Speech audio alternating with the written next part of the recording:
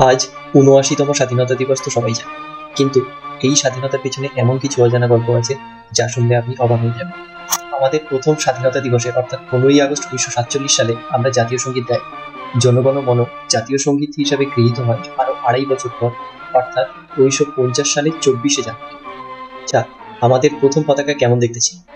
১৯০৬ সালে কলকাতার পার্সিবাগান স্কোয়ারে যখন প্রথম পতাকা উত্তোলন হয়, তখন ছিল লাল, হলুদ, সবুজ। আজকের তিরঙ্গা পতাকা আসে ১৯৪৭ সালের ২২শে জুন। ব্রিটিশদের আমাদের স্বাধীনতা দেওয়ার প্ল্যান ছিল ১৯৪৮ সালে, কিন্তু হঠাৎ করে ১৯৪৭ কেন আর ১৫ই আগস্টই বা কেন? কারণ এই দিনটি ছিল দ্বিতীয় বিশ্বযুদ্ধে জাপানের আত্মসমর্পণ দিবস, আর মাউন্ট ব্যাটেনের জন্য একটা লাকি ডে।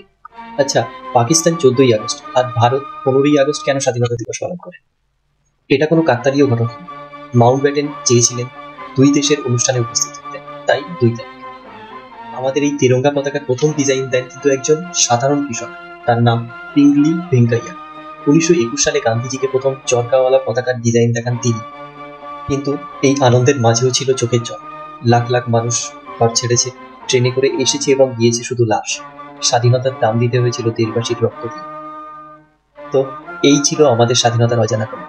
কোনটা সবচেয়ে অবাক করলো কমেন্টে জানাবেন। আর হ্যাঁ, নতুন কিছু শিখে থাকলে অবশ্যই শেয়ার ও সাবস্ক্রাইব করে পাশে থাকুন। জয় হিন্দ, বন্দে মাতরম।